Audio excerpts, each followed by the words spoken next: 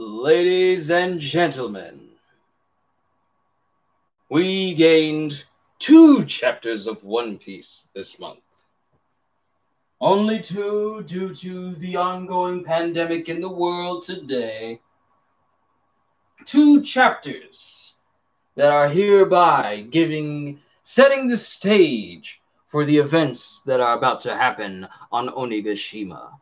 The mayhem has just begun, and we've only seen the fury of one Straw Hat Luffy and the craziness that will ensue. What will happen in the month of June? One can only wonder just how much Kaido is willing to take before he realizes that the Straw Hat Kid is getting on his nerves. But enough satire. Yo, peoples, Kyushu92 here, sat on my coat wrong, here to bring you yet another instance of One Piece reflections. So, we only had 2 chapters of One Piece this month in the month of May, due to every chapter having a break afterwards. Now, mind you, it's only like we're kind of used to these breaks a little bit, but we only got 2 chapters this month. And we normally only get maybe about, if everything goes smoothly, at the most 4 chapters. But if not that, then it tends to go on break more often than not. And we tend to end up with less chapters than usual. Given the current world situation right now, that brings the total number of chapters we get throughout a month even lower. But these were good chapters nonetheless, because they set the stage of some very important things happening in the world of One Piece, and specifically on the Soul Island of Onigashima. So let's just go skim through these chapters. We'll talk about them. We'll give our theories and see what's going to happen next. Hello, CJ. And then that'll be it. I'm not going to try and drag these out because I tend to drag these out longer than needed. And I might lose a couple of people as far as attention-wise if I drone on for too long. So let's go and get started. We got chapters 979 and 980. Literally, after 980, that is 20 more chapters before we reach 1,000 chapters of One Piece. It is far closer than ever before. I remember way back when I was talking about how we were 100 chapters away, then 50 chapters away. Now we're only 20 chapters away. And seeing as how these chapters are churning out, if we keep on course, we could possibly see close to 1,000 chapters before this year ends. And that's only if we continue to get 2 chapters a month. But hopefully this thing that's currently going on will blow over soon and we can get back to having more chapters throughout the month. But we'll see how that thing goes from there. So, chapter 979, Family Problem. So moving in this chapter, we're just going to skim through it. We have Orochi enjoying himself because these are events that happened before the samurai convened with one another. The Straw Hats were found to be okay. The Sunny was found to be okay. He's being told events about the Akazaya 9 and how they blew up the bridges, yada, yada, yada. And how they had beast pirate ships waiting for them in the port that they were supposed to wait at. But it turns out that this is old news. The samurais are fine. The Straw Hats are fine. And everyone is already on Onigashima preparing the eventual assault. And it has here, but contrary to his belief, the raid on Onigashima begins. Kinemon leads the eastern force. Denjiro leads the southern force. Their total manpower exceeds 5,000. Law's pirate submarine proceeds carrying the Akazaya samurai under the sea. They move about undetected, converging on Kaido and Orochi. Kanjuro was on his way to the castle with Momonosuke held hostage, but as Kinemon correctly guessed, he had not yet made his way to Orochi's side. So the new information that Kanjuro wants to get to Orochi, he can't get to it because he's lost in the mines underground because he's never been in there. He literally thinks to himself, I've never been in these tunnels. I have no idea it would be so confusing as he's dragging Momonosuke along. And of course, since he's a double agent for Orochi, and none of the Beast Pirates know that, he had to pretty much take out some beast pirate guards that were down there because they mistakenly thought that he was just another samurai, because Orochi hasn't told and divulged this information to Kaido quite yet. So from the guards' perspectives, I'm just another one of the enemy samurai. I don't have time to deal with them. I need to report on what Kinemon is up to. But how do I get to Lord Orochi? And as he's dragging Momonosuke along, Momonosuke notices a knife, and then he looks at Kanjiro. Then it cuts to the Beast Pirates in a main hub area where they're all just partying, getting down, and just enjoying themselves. With looking dapper in a two-piece suit, reviewing the One Piece. Oh, I had to. You know, this is something I'm gonna start doing now. Whenever I do these reflections, I bring out my Admiral coat, because this is the Admiral's coat right here. It's got the whole symbol for justice on it and everything. If you've never seen it, cool, okay. But this is the getup I'm going to be wearing whenever I'm reviewing the One Piece chapters in my reflections from now on. Good to see you here. Hope you've been safe and hope you all been good. So it goes back to the Straw Hats while they're all formulating plans of what they're going to do. Frankie brings out his Black Rhino FRU-4, and then he brings out the Brachio Tank 5. Of course, Chopper's always the main captain of that tank. Ever since the events of Fishman Island, he is always the one who's manning it from the top side. So it's his own little personal vehicle at this point. And everyone is enjoying it and everything. Where did Luffy go? Well, he saw Eustace, Kid, and his crew run straight towards the door, so they have no idea what Kinemon's plan is. Don't worry, I'll go and bring them back. That is only going to make things worse, because we all know that whenever Kid goes somewhere, chaos ensues. And wherever Luffy goes, chaos ensues. And if those two are in the same place, then it's just going to be utter chaos. So, that going forward, but then Roronoa said, Luffy's only going to make things worse, I'll go stop him. He's only going to get lost, because we know that Zoro can't run 10 feet within a straight line before diverging from that path, for some odd reason. Yet somehow he was able to get to Sabaody Archipelago first. Sometimes he can go in a straight direction when he's not seen, and then other times when he's being watched, he goes in the absolute opposite direction. I feel like his sense of direction always... No, it's bad both with people and without people. Sorry, I was thinking that maybe without people, his sense of direction was better, but no, it's just horrible all around. Of course, Sanji tries to jump into the tank, but it's full because it has Shinobu, Carrot, Chopper, Usopp, and Nami inside. And he wants Usopp to get out, just so he can be in there with Nami and Carrot. Not so much Shinobu, but he just wants to be there with Nami and Carrot. Of course, Usopp lets him know that he's a better shot, so he's a better person to be in there. And of course, he's upset. Then Frankie wants Robin to ride on his Black Rhino cycle. And she's saying how nice it is that he's offering, and Brook just jumps on right behind him, just literally shattering the moment, which only leaves Robin and Jinbei to walk by themselves. And while they're walking and talking, someone's watching them from the bushes. Somebody has said that this could be a certain individual that I'll speak on once we get to this point in the chapter. So as this is going on, the Tobiropo appear in front of Kaido. We see how big Black Maria is. She is absolutely massive. She's just as tall as Jack. And as that's going on, Ulti's behaving in her usual double-sided self. And out of Kaido's presence, well, in Kaido's presence, she has a tendency to speak her mind out, even if it is insulting to Kaido. And here she's all like, hey, it's Master Kaido himself. What an honor. And Kaido's being very cordial with everyone. He's not raising his voice. He's not looking overly angry. He's just talking casually. Are you enjoying the drinks? And then Sasaki says, I got nothing to gain from drinking with scrubs. I only want to drink with you, Kaido. But then Kaido says, but while we've been carrying on, something's come up. That's why you were forced to wait. Sure, sounds good. We'll go to the hall later. Today is all about mingling freely. I was planning to introduce you to Lin Lin, but she's still changing. We can do that later. How long has Big Mom been changing into her kimono? Did they have to make it while she was wearing it? That might be the reason why it's taking so long, because she's a big woman.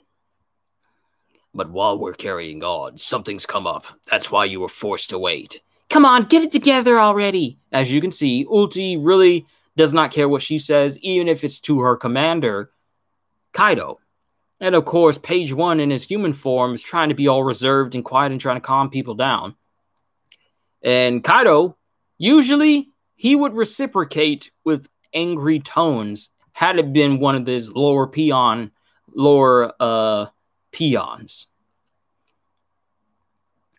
And he would even kill them in certain instances. But here he's brushing it off and he's like, I know. But the thing is, it wasn't me who summoned you here.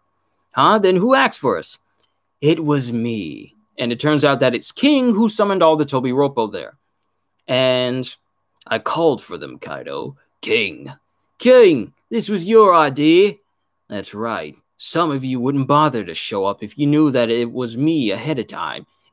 Some of you wouldn't bother to show up if you knew that ahead of time, wouldn't you? Who's who? Sasaki. And of course they're being silent because these are the only two peoples that King addresses by name. He has all the Tobiropo there, Drake, Ulti, Black Maria, and Page 1 there. But Who's Who and Sasaki are the only ones that he addresses by name. So apparently it's something against these two that he has the reason to call all of them there, but he points them out. You were formerly captains of your own pirate crews. I know that you're angling for a spot among the performers. Hey, D-Train, what's going on? Big Mom is probably taking like 10 minutes in the manga, but 50 chapters for us. Yeah. Time passage in manga chapters is so short when you read it from one chapter to another, but when you're reading it week after week, it is like this longest stretch of time. You were formerly captains of your own pirate crews. I know that you're angling for a spot among the lead performers.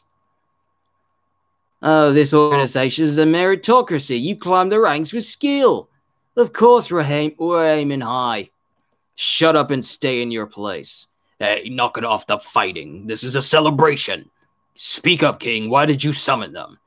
I summoned them because I got tipped off about your problem. I thought they might be needed. That's a good point.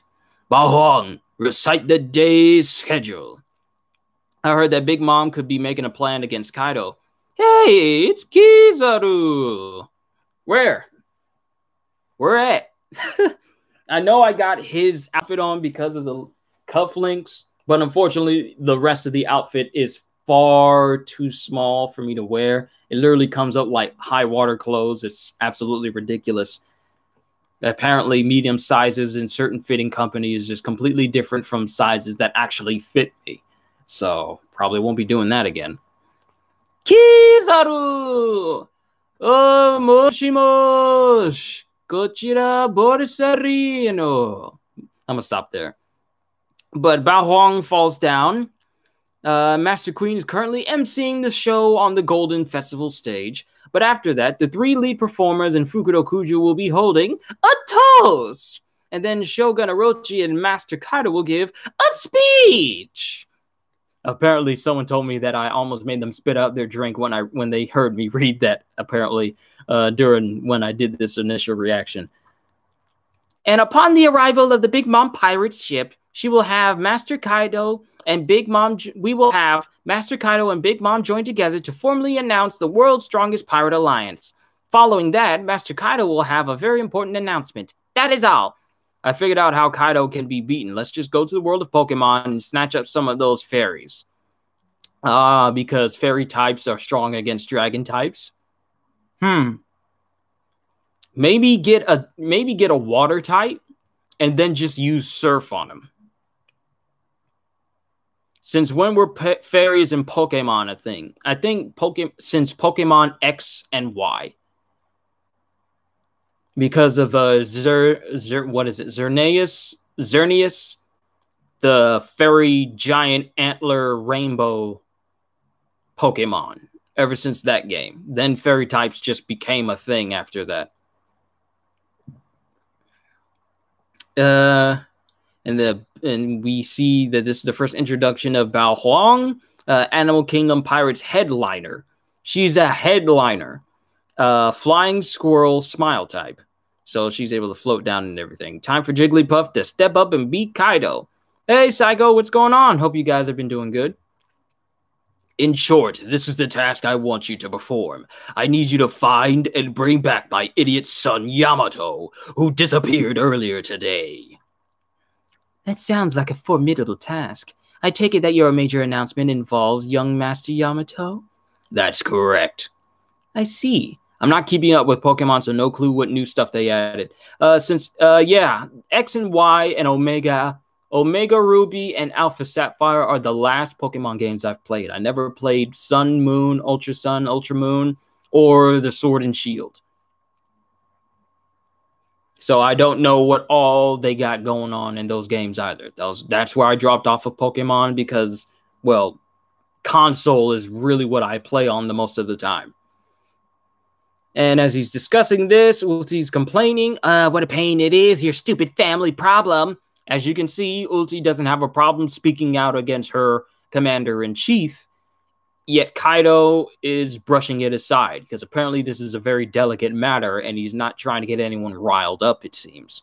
Even though normally he wouldn't hesitate to kill any of his subordinates who thought differently. And what if we bring him back safely? I give you the right to directly challenge any lead performer of your choosing. How about that? Are you kidding? I mean, any complaints? And then both Jack and King say none at all, because Sasaki and Who's Who are really trying to take their spots for reasons unknown. We don't even know the abilities of any of the Tobiropo except for Drake and Page 1. And as this is going on, everyone's partying, everyone's having a good time, and some beast pirates are complaining about the food that's being brought in, and then insulting the very people that Luffy, and of course, this makes sense of actual food rather than eating rice all the time. Of course, in the chapter of him looking angrily in there, giving connection. Here's a thing that's been going on lately with my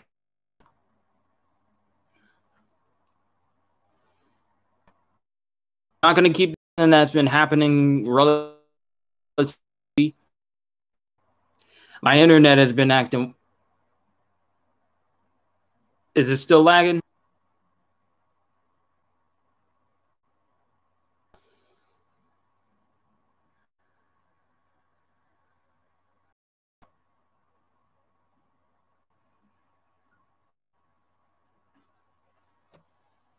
See if me putting that cable in will help alleviate.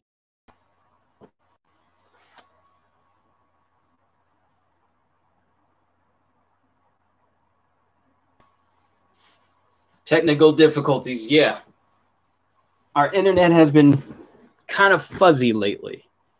How's it look, guys? Everything straight? Coming in clear? Am I still lagging?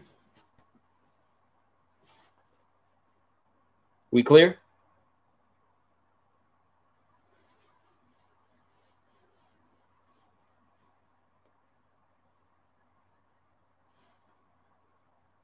I think we're good now. I think we're good. I'm not seeing that little marker that says everything's wrong. Yeah, it's good. Good so far. Okay, so I really need to make it a habit of making sure that Ethernet cable is in there at all times so you guys don't have to suffer any lag. That's my fault. My apologies if it disrupted the immersion of the whole streams thus far. My apologies once again. In the last chapter, I was talking about how someone was watching Robin and Jinbei as they were walking through the streets of Onigashima. And someone in that video I made might have said that it might have been Yamato who was watching them. So we could see Yamato running into, if that's true, we could see Yamato running into Robin and Jinbei before the Tobirope get to him. And we don't even know who he is, but the fact that he's hiding in the bushes, I wonder how old he is. Because normally, if it's a super strong person, they don't hide in no bushes. Not in One Piece. They either let themselves be seen and then announce themselves if they're exceedingly powerful. But my thoughts is maybe Yamato is a young son and he's hiding in the bushes because he doesn't know who these people are just walking through the streets. So he doesn't know to approach them or not. So maybe, like, because you see it in animes all the time. Children hiding in bushes because they don't trust people who are walking out in the streets. And then the main character has to reassure them that, hey, everything is fine. I'm nice and everything. That's my thought. Yamato is a kid. Just like you say, Karma.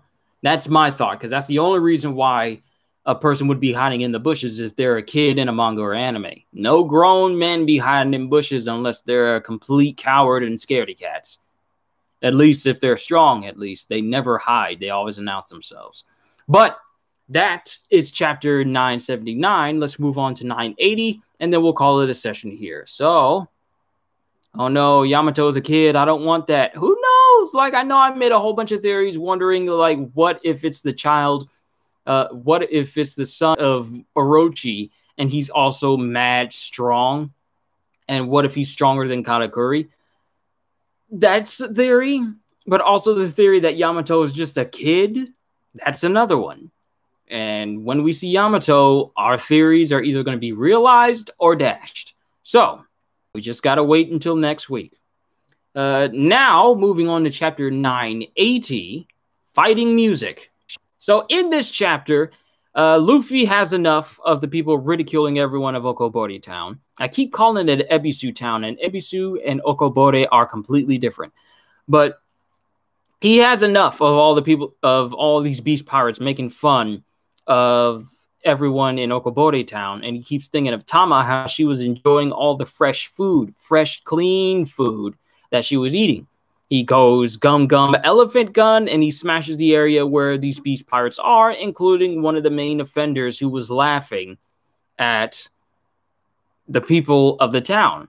And he literally just craters in his skull like Garp did to Don Chinjiao in their last battle together, literally flattening the guy's head and making him sink into his own body, which I really think should be smashing his spine if his body is compressing in on itself. No little Jimmy Yamamoto, no little Yamo.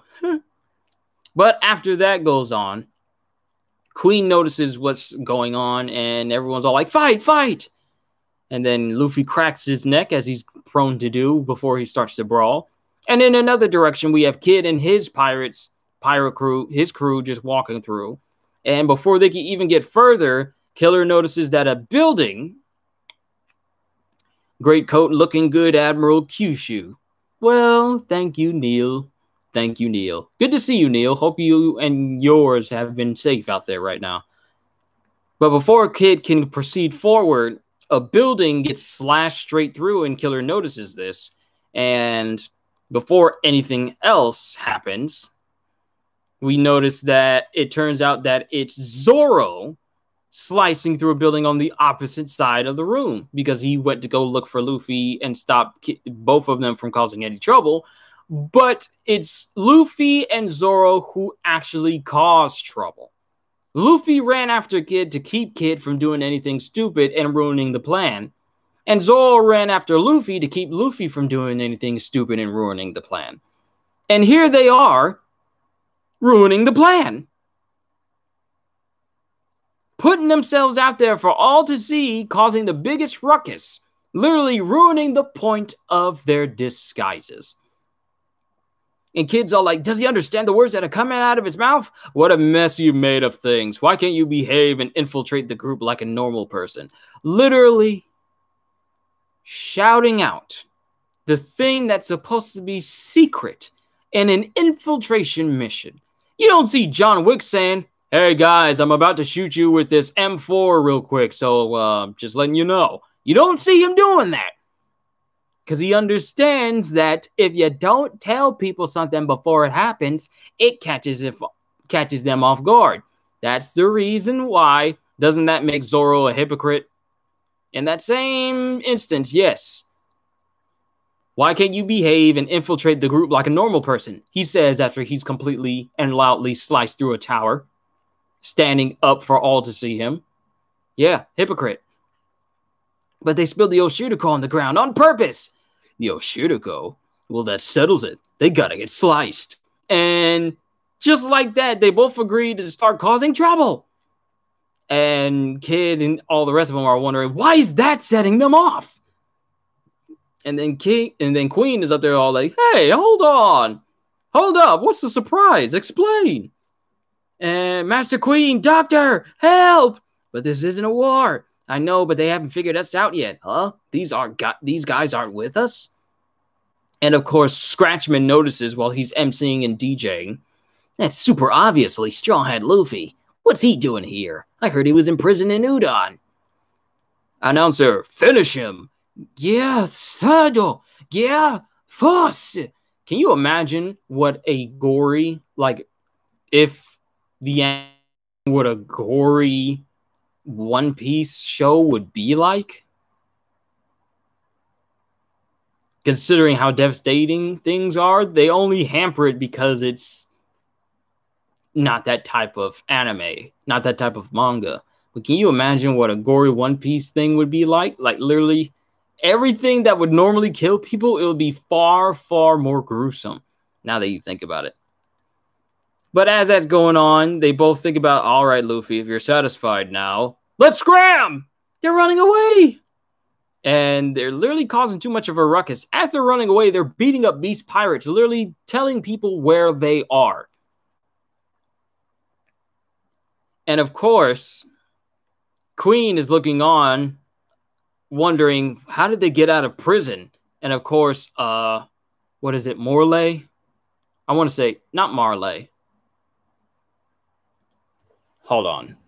Udon Prison. What is one of the wardens there? I want to get his name right. Where is it? Ah! Got his name. Marley is the guy from the Revolution. Babanuki. So Babanuki, he's remembering, Queen is remembering it when Babanuki supposedly told him that everything was fine. But since he was tamed by Tama, that pretty much was a lie. So now Queen is wondering, well, if that's not true, then how is he? If that they broke out of prison, and he's thinking about like, well, maybe Babanuki lied to me, but that's impossible. What's going on there? Because for all intents and purposes, the Beast Pirates don't fully know that Tama is able to tame any one of them, so that's not something that they really thought of. Okay, folks, we got one fun Golden Festival happening tonight. As it happens, I got someone I want to erase right now. I'll get rid of one of the Tobiropo and create an open seat. And wow, that's the best possible reward. We can be Tobiropo. I'm in, I'll do it. Me too. And then we see 1, 2, 3, 4, 5 individuals that are very differently dressed than the rest of the Beast Pirates, of which their names are not given in this chapter, but I feel like they could be the best contenders for trying to take that spot. But then again, this is only like a minor thing that's happening in this chapter at the time. So as that's going on, they try to go after Luffy and Zoro. And before that happens, like before they can try it, actually, in the background, I never noticed it, but is that a number? That's one of the numbers in the background, completely silhouetted, and you can't see anything on them except their teeth and the shape of their horns and just a dark black silhouette. You can't see anything about them. So the numbers are in there with them, but it still doesn't show what that number looks like. I never noticed that before. I can't believe I overlooked that. Sorry. But we have multiple Beast users, Smile users trying to run in on both Luffy and Zoro. But before they can lay their hands on them, Scratchman starts using his musical devil fruit powers, and he starts hitting both Luffy and Zoro. And he hits Luffy with shockwaves. He hits Zoro with slices that literally cut deep into him with enough blood to come out of him. And he blows up Luffy the same way he did to Kizaru, except Kizaru survived without a single scratch. And they're both wondering how he's doing that, because they can't deflect it at the moment. Now, during my initial reaction, my wording of it made it seem like it was impossible to fight him, but it's not. It's just that it's exceedingly difficult to fight him. The reason why Kizaru didn't have such a hard time fighting Scratchman at all was the fact that he was a Logia, and Kizaru has trained his Devil Fruit power to the point of perfection, where even if you were to hit him through the back and he'd not see it, his body would instinctively turn into light to keep that attack from actually physically harming him. The only people that can actually harm him was Rayleigh. And that's the only person we've ever seen actually injure him at all. Because in the fight, he has like a small scratch over his cheek, like a small cut over his cheek. That is the only time you see an injury on Kizaru at all. And he had no problem fighting Scratchman, who's attacking with music, like literally turning his body into different instruments, causing different effects to happen. And he's pretty much harming both Luffy and Zoro at the same time, even momentarily knocking Luffy out. Wait a second, that was quick. Is that all you got? And Scratchman's just looking on. Luffy is picked up by Zoro as they start making their way past all the people trying to take them down. If we take too much damage here, we won't last to actually fight Kaido. It's not that they outnumber us. Their skill runs deep. So he acknowledges that these beast pirates are strong, and they're skilled enough to actually cause them trouble. And this is just happening on Luffy and Zoro's front. We don't know what's happening on the eastern or southern forces with Denjiro and Kinemon. And we got bow users from the beast pirates. We got a wolf user that tries to chomp down on Luffy, but Luffy wakes up and chomps down on the snout of the wolf half of the wolf smile user. And they say, let's break through them. Enough disguises. So they just forego the disguises they literally just put on moments ago. And they're all like, okay, forget these disguises. They're getting hard to move in. And before that happens, Scratchman is all like, you're still in my firing range. Up, up, up, up, up, up, up. Let's see how you like my subwoofer, Straw Hat. And as that's going on, we see numerous pieces of metal rising into the air.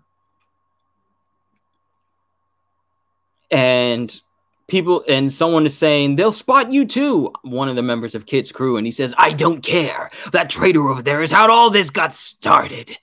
And he dashes straight for Apu. And before Apu could even make a reaction, he just says, Kid. And then with a punk Gibson, slams a gigantic metal fist and shoves it right into Scratchman, with enough force to break the area around him of where Scratchman is right now. And that's the end of the chapter, with the next one coming up June 7th. So all in all, even though we only got 2 chapters this month in the month of May, I actually thought they were pretty good. It sets the stage of some more things that are going to happen. So supposedly, we have the Toby Roppo, specifically Sasaki, and Who's Who vying for the position of lead performer, you know, one of the calamities. From finding Kaido's son Yamato, who is linked to a special announcement that's going to happen after they reveal that Big Mom and Kaido are joining forces for the biggest pirate crew in the world. Then we have the Straw Hats infiltrating into Onigashima, but it's pretty much a bust for Luffy and Zoro because they've already forgone their disguises after already causing trouble in the middle of an infiltration mission. Gibson is a type brand of guitar and a musician too, I think. It is. I looked up kids' moves, and they all have references to rock bands. So the moment Zoro and Luffy get into a main area where they're supposed to be sneaking into, supposed to be hiding, they already caused trouble, and they're already gotten rid of their disguises, letting them know that, hey, if Zoro and Luffy are here, where are the rest of the Straw Hats? Now, mind you, this isn't addressed in the chapter itself, but sooner or later, some people, if they're still conscious around them to think of it, they could possibly formulate, wasn't what he did in Sabaody also Punk Gibson? Oda probably saved his name attacks for Wano. Punk Rotten, Robbie Rotten. Punk Rotten, Robbie Rotten. Have you ever had a disguise? Have you ever done anything like capture a real superhero? Well, it seems that I have to show you how to be villains.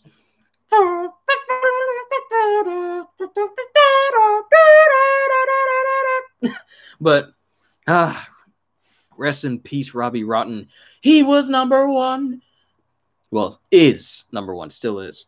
But I feel like that was the same attack that he used in Sabaody, unless that's just a variation of that move. The Punk Gibson he used in Chapter 980 is a full-on shove in a direction. Whereas the move he used in Sabaody was just him raising his hand and slamming it into the ground. Now, it doesn't show that. Sorry, I got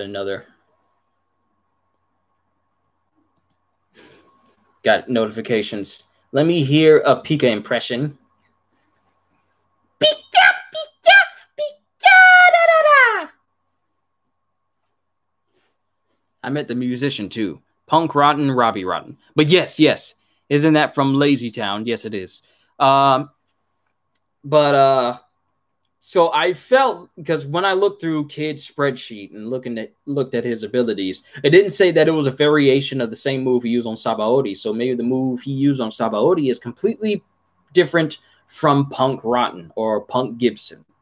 So that's going on. We still don't have a name or what Scratchman Apu's Devil Fruit actually is, but we see that it's a very, very powerful one. Now that means, it does not mean he's stronger than Luffy and Zoro. It just means that it's very strong and hard to counter. It's not unbeatable because Kid just came in and smacked Apu straight in the face. But it is strong. Like, it doesn't function on a way where you can just block it with armament hockey because you have no idea. You have no idea what direction it's coming from. It just happens. It happens through sound that is turned into a physical manifestation that is hit, that literally lands on you. So his scratches, his slashes, his booms, all that happens as fast as the sound it produces. So it functions in a way like Whitebeard's Quake powers, whereas Whitebeard's Quake powers are physical vibrations. Scratchman's power is sound vibrations. Now, the reason why it's different than Whitebeard's, though to a lesser extent, like lesser on the latter. Like, we've seen different variations of Devil Fruit. We have Akainu, we have Ace, and then we have Oven, each with exceedingly different degrees of functionality, yet their category is the same. I see Scratchman Apu's ability in the same category as Whitebeard because they both function on the use of vibrations, where Whitebeard does it using physical vibrations that can affect the world around him, and it's indiscriminate of its location. So if you were to punch the air and send a shockwave out, that shockwave, if it was pointed at sea, would cause sea quakes. And also the filler guy, the guy that could heat up, that steals flags from pirates. I forget his name. It's been so long since I've seen that episode, but he's in that list as well. But he's also non-canon. So I'm only counting officially canon subcategory Devil Fruit users at this time. But whereas Whitebeard does it in a physical way and it affects the world around him, and it can continue to affect the world around him even when he stops using that power, Scratchman is more pinpoint. It is wherever he chooses to aim it, and it can only hit that one. And if he so chooses, it can only hit that one certain spot, such as when he was fighting Kizaru back in Sabaody Archipelago. It only targeted Kizaru. He didn't aim for the pacifista. He just aimed for him specifically. His slashes only like chopped off Kizaru's hand, and it was floating around. It caused an explosion on Kizaru's torso. in only that area specifically. Even though there were people around Kizaru, the explosion was only centered on Kizaru himself. So Scratchman's ability is more location-based, whereas Whitebeard's is more widespread. So, but the difference between the two is whereas Whitebeard, very few things can actually block it, say for whatever metal the siege wall was made of, and the combination of the three admirals using their armament haki to create a shield to block it. Those are the only things that we've seen to be able to actually block the shockwaves from Whitebeard. Whereas with Scratchman,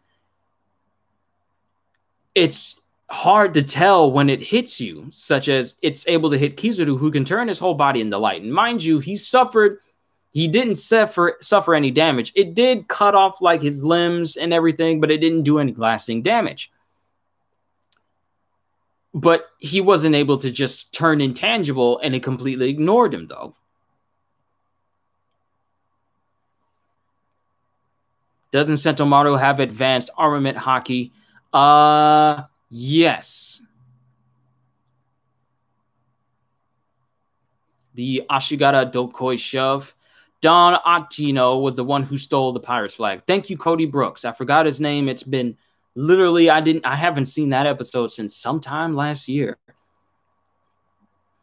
But yes, Sentomaru has like advanced armament haki. That's why when he faced off against Luffy, he was able to actually injure him.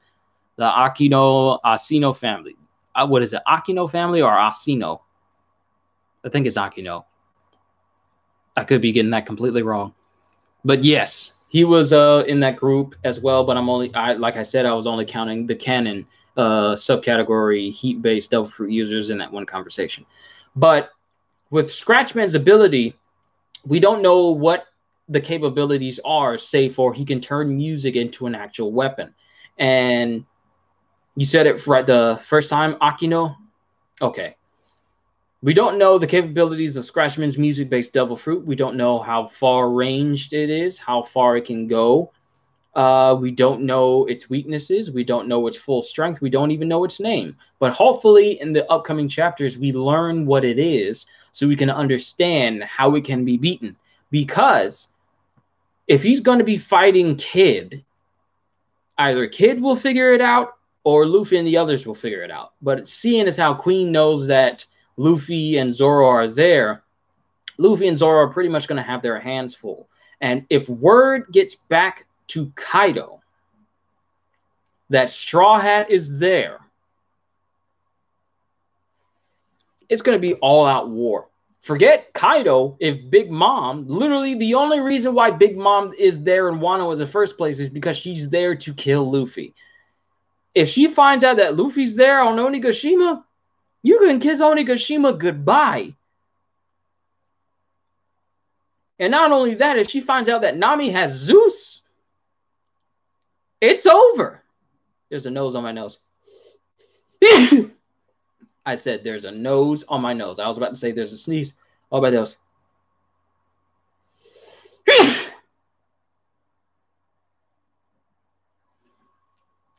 I hate it when they linger. Sorry, please forgive me for that. But I feel like these chapters that have been going on right now, wow, my whole cloak was so off-kilter that entire time. Kaido was a force to be reckoned with. Big Mom, another one. Fights to remember. And the thing is, they were fighting when they first met each other after all these years, and we don't even get to see that fight. Cheated. So hopefully we get to see them fight side by side as they try to take on the Straw Hats and the Samurai. I mean, it's going to happen. Please, Yonko Awakening. You know what we haven't seen? We've seen Paramecia Awakening, and we've seen Zoan Awakening, but we have yet to see a Logia Awakening. Because the only awakened users we see other than Zoans are Katakuri and Doflamingo. But we have yet to see any Logias use an awakened type of power. Side by side, how do Luffy and the others want to fight that? That's the $1,000,000 question. How do you fight a man who is literally nigh indestructible? And you literally have to learn the sage arts of armament hockey in order to injure his insides. And then he can also turn into a blue Shenron that can nuke things. And and next to him is a woman who can literally rip out your soul and use it as a weapon. And she's also nigh indestructible as well, depending on her mental state. But since the photo of Mother Caramel isn't nowhere near that, have continuously frozen.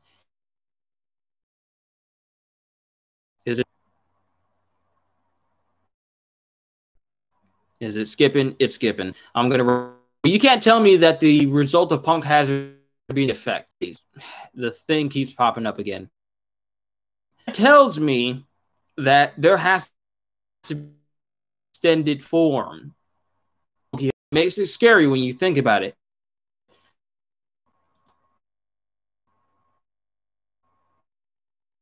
Is it lagging? Is it static hooked up to my landline? I tell you, something's going on. I apologize for everyone. I'm going to wrap this up. That Logia power, pretty powerful. If we see them awake, that's pretty much OP. Power, everything around him into light, shoot out lasers. Weird theories I'm throwing out here. Logia awakened fruits are by the scariest prospects I've ever thought of for devil fruit powers. It keeps lagging for me. I'm sorry. I'm going to wrap this up so you guys don't have to suffer anymore. But Logia powers that reach the awakened status are probably going to be the most OP. And then you have to realize that Blackbeard's abilities can be awakened as well if he learned about it. Which makes me wonder what if the Yami Yami no Mi could be awakened so that its user can actually go intangible. Because the Yami Yami no Mi is a unique Logia type where it's unique in the fact that it doesn't let a person go intangible, but it also absorbs things into the user, which causes attacks to hit twice as hard compared to that of normal people. So,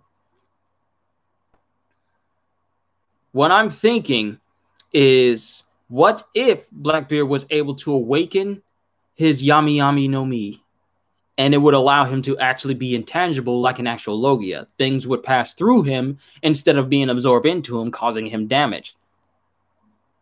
On top of being able to cancel out devil fruit powers of other users. Not only that, but can you imagine, like, Whitebeard's devil fruit power is known as a devil fruit that can literally destroy the world. What if that was awakened? This is a whole new conversation. Let me just get back to the matter at hand right now. Both of these chapters were great. It's sad that we only got like 2 of them, but given the current circumstances, I'm okay as long as the people who put these chapters out remain safe above all else. So I don't mind that we're constantly getting breaks every other time. But those are great. But just something to think about. Imagine Paramecia devil fruits from already powerful users, already powerful devil fruits. Imagine them being awakened. Whitebeard's devil fruit. Luffy's devil fruit. What's another one? Big Mom's. Hers is a Paramecia type. Can you imagine if she was able to rip the soul out of people from a long distance instead of having to be close up to them if she awakened it? Create homies of astronomically large size other than, you know, Prometheus and Zeus? Being able to affect people who are living? Scary theories and just, you know, shots out in the dark. But I'm going to go ahead and end it right here. But I thought these chapters were great, setting up the chaos that is already starting on Onigashima. We got the Toby Roppo vying for spots of the lead performers. We have Kaido-san Yamato out there somewhere. Pretty much, we would like to think that it's him looking at Robin and Jinbei right now. We got Law currently still underwater. We have Denjiro leading the southern forces. We have Kinemon leading the eastern forces. And we already got... Imagine if people don't have to be scared of her anymore to take time off of their life when she awakens. Imagine that. Just giving you guys a little bit of thought here. Imagine these already powerful devil fruits, and from what we understand, none of them are awakened at all. Imagine them being awakened, being able to affect the area around them. Just a thought there. But these chapters were great, and that's where I'm going to call it here for today. I thought these were good chapters for this month. June starts tomorrow, so we just have to look forward to the next chapter of One Piece to see where all this chaos is going. This is the final act of Wano. We're in the end game now. I said this last time, but we truly are in the end game. Once Wano is over, we have literally no idea where we're supposed to be going after this. We don't know if we're going to go back to Marijois and find out what happened near the end of the Reverie when the Revolutionary Army declared war on the Celestial Dragons. We don't know what's going to happen with Marco and, Edward Weevil trying to find the rest of Whitebeard's crew for the supposed treasure that he had. We don't know what's going on with the former warlords, such as Boa Hancock and Mihawk, as the Marines close in on them. But I feel like the people who close in on Amazon Lily and pretty much the Muggy Kingdom, well, not Muggy Kingdom, I think it's the Muggy Kingdom. I want to get this right before I sign off. But we have no idea what's going to happen with the warlords who are being faced by Marines, since they are no longer warlords anymore. They're just now normal pirates.